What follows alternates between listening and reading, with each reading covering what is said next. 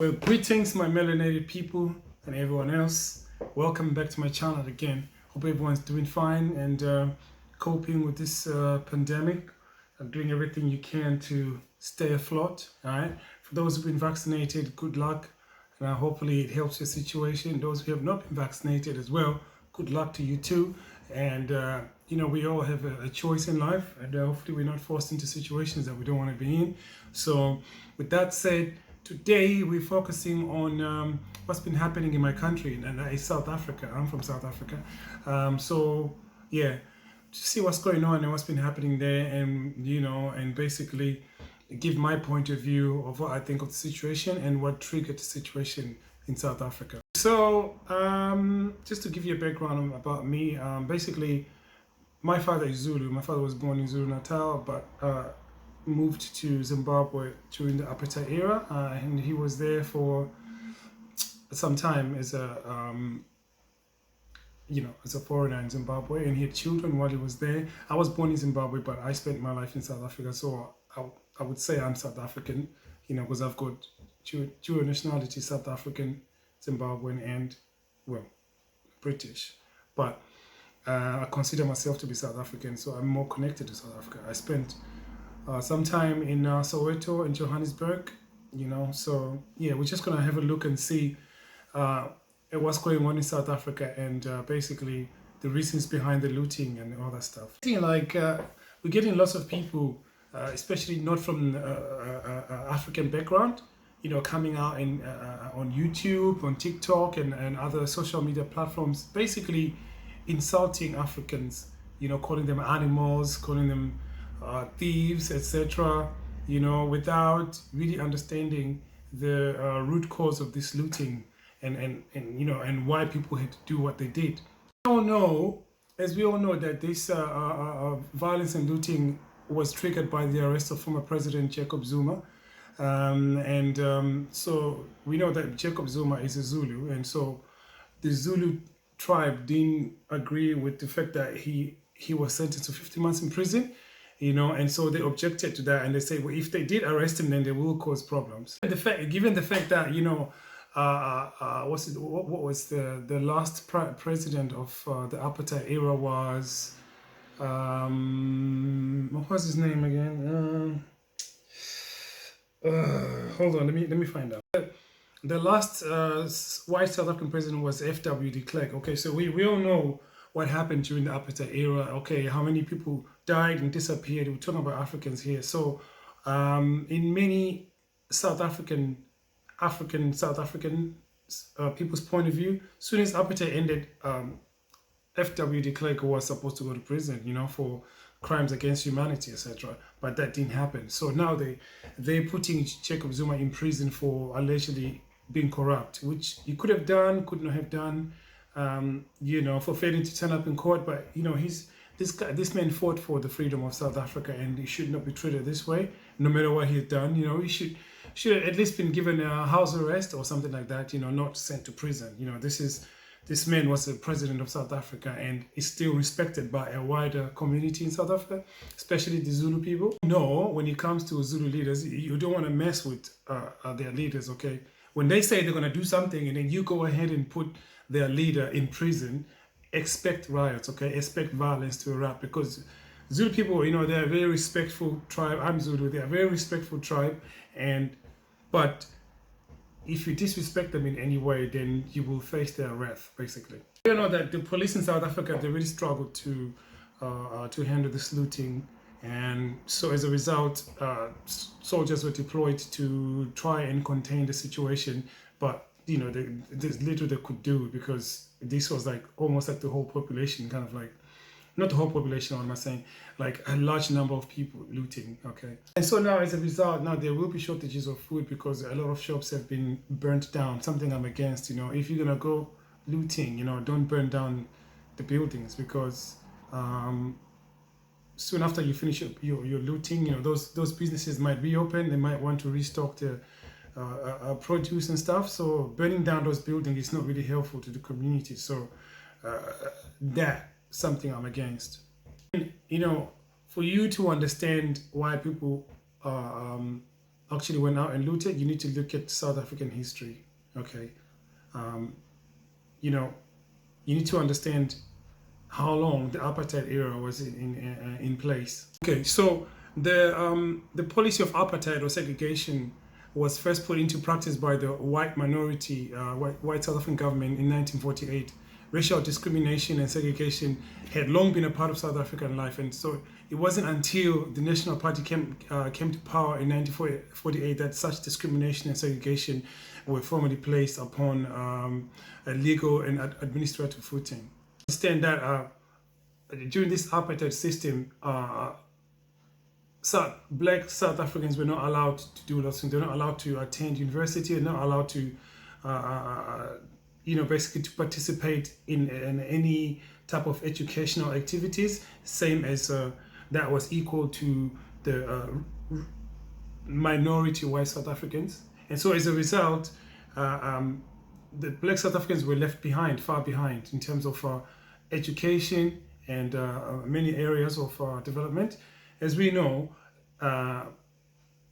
this was the whole plan from the beginning. It would be like two football teams playing, and then you blindfold the other team and you play for centuries and centuries and score all these goals, and then you unblindfold the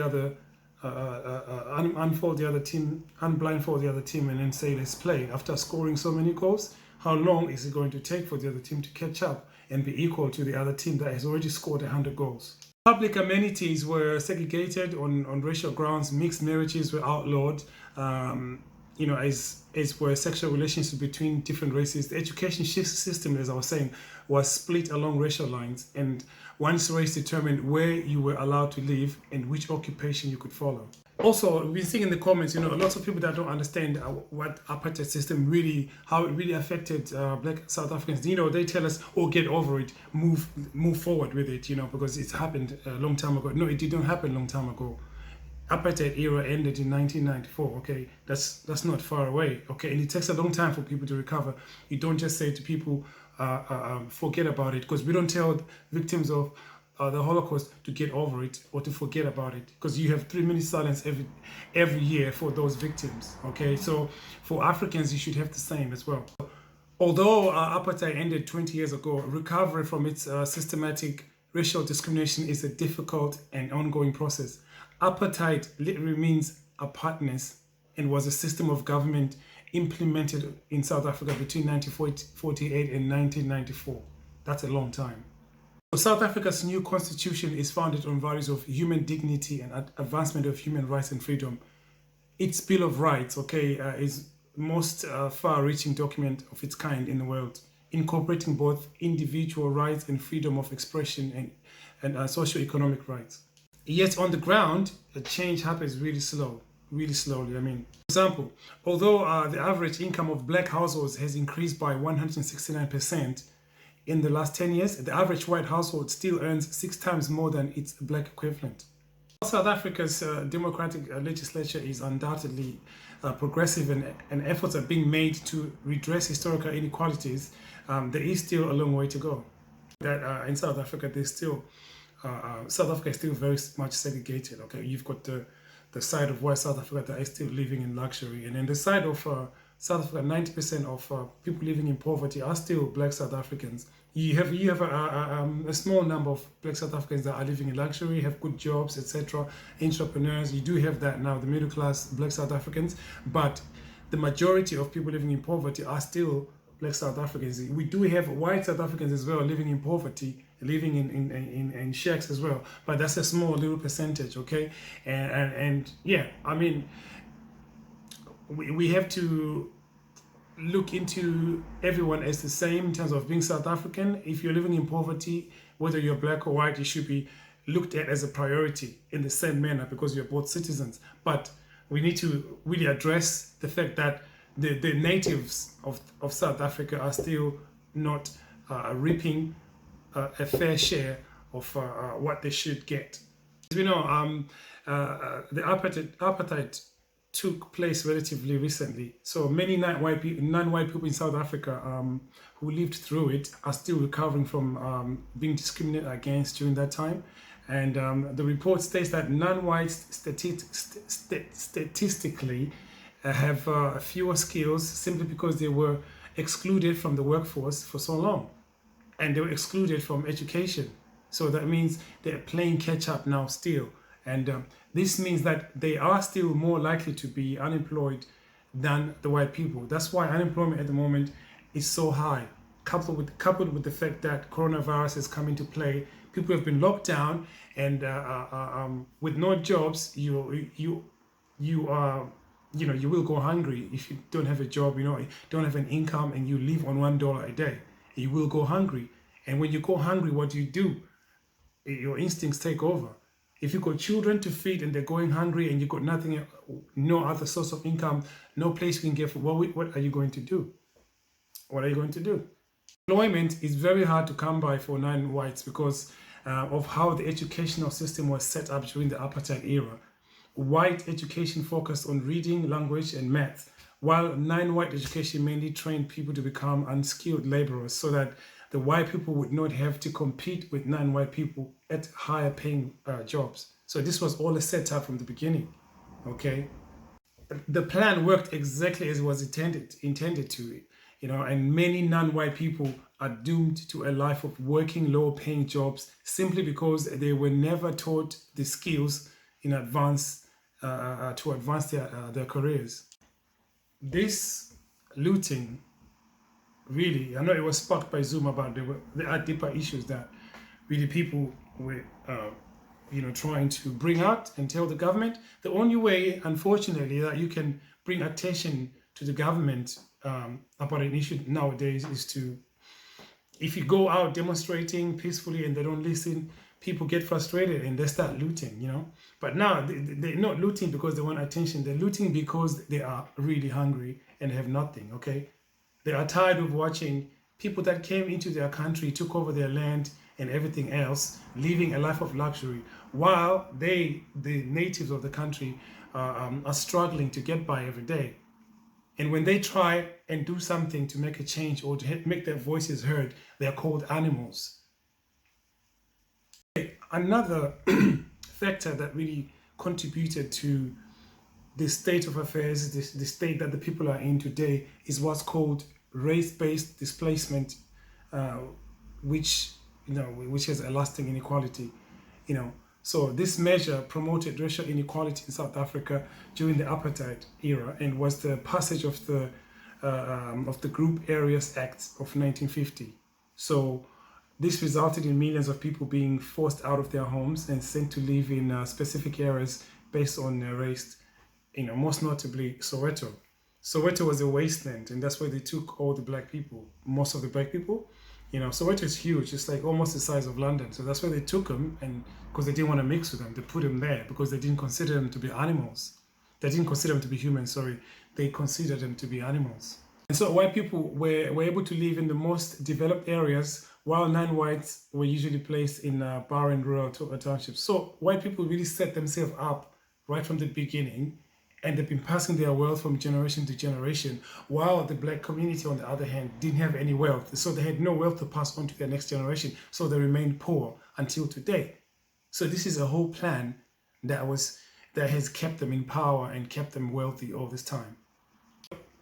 When Nelson Mandela became president, one of the promises that ANC made was that they would build houses for people. That didn't happen, okay? So the ANC they have some big failures that they couldn't achieve for people that they promised, okay?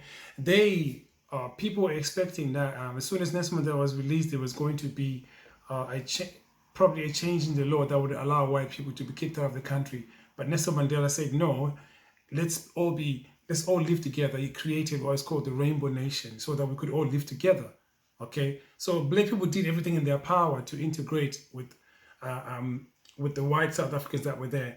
But even though the apartheid era had ended, the white South Africans still didn't want to mix with black people. So there were still a lot of racial conflicts here and there, with the Afrikaners not wanting to integrate with black people, still viewing them as, how can I say, low class, low IQ type of people, right? If you look at the history of South Africa and you understand what the structure of it was, then you will understand why people weren't looting, okay? Or why this unrest happened. A change has to come, okay? We don't know, maybe this is the Great Reset, we don't know, but we as South Africans, whether black or white, we need to make a change. We need to try and create equality in South Africa. We don't understand why some white South Africans do not want equality. What are they afraid of, right? And everyone deserves to live a certain type of life, okay?